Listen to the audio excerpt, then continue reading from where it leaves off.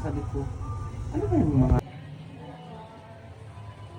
Hi guys, for today's video guys, so this is Renster Vlog. For today's video guys, so nag-cravings dahil ni ate girl og talong. Ano kaha nga nag-cravings na mi karon og talong? Usa kay bote pasabot ni ani. Char. What is the meaning of this? Bitaw guys no. So daada kami guys karon sa palengke guys. So kadi nga palengke guys daara ni atubang sa among balay. O di ba? Wala na jud kay laing hanap-hanapin pa. Kada dagid sa atubang sa among balay. So kani siya nga pongpok guys, yes, so 50 pesos lang kuno ni siya nga talong. O asa pa man mo niya na may 50 pesos na mo makauta na mo og talong. Good talong daha ang mga paninda guys no, damo pa daha mga sari-sari na mga vegetables, iba-iba na mga fruits, mga carnies, mga meats na daha na gud sa mga tubang sa balay. Mao nang wala na jud kay laing pangitaon pa nananadiri atanan. So sa paya nga tuon na mo sa gawas, sa paya nga tuon na mo sa layong, adi naman diri o di ba? Perfect. Daha guys no, so namili na dami daha ni ate girl og mga buyod bitaw na mga talong kay mo na ka siya, di mapod pwede na maato ng paliton diha ang mga sira-sira na. So kay kun ada ti sira, yato po na iba. Kay malugi man ta din diha guys no, na may napansin mo diha nga may iba pa da nga klase pod na ibang nga talong. So wala mi na aton mopili atong gagmay na talong na green na mura siya bus o kay murag kinang wala mi ana na ana. So kay muslim ang gid sa atong nakita nog sa akong nakaon. So kinala ramang gid siyang kaning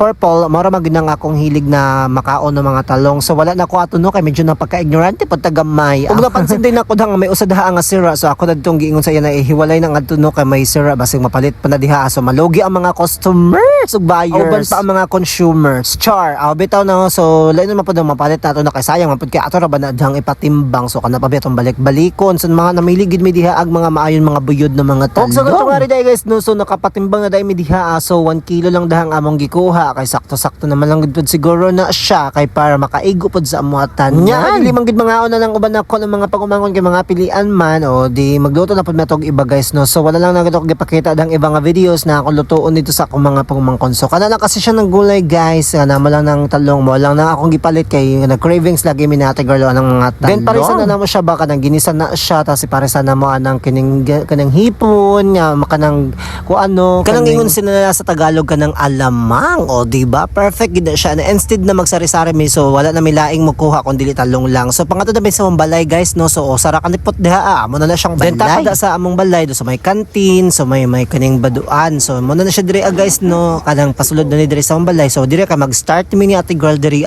so nangita na siya diha ag mga lamas kay kanamo og wala mi kapalit og lamas kay kuwang lagi among budget. May na lang gani no kay may naa pa mi sobra kagabi ng mga lamas kay naghimo mapod kasi ko diha ag kaning nako giluto. So ang ubada ng mga lamas so gibili na mi mantika. So nga to ko sa tindahan kay nagpalit sa ako og mantika. So mo na siya guys. Ay pila ra pod na katuyok amo naman pong balay. So nara na sa likod ang among tindahan ana guys sa kumpinsan rap.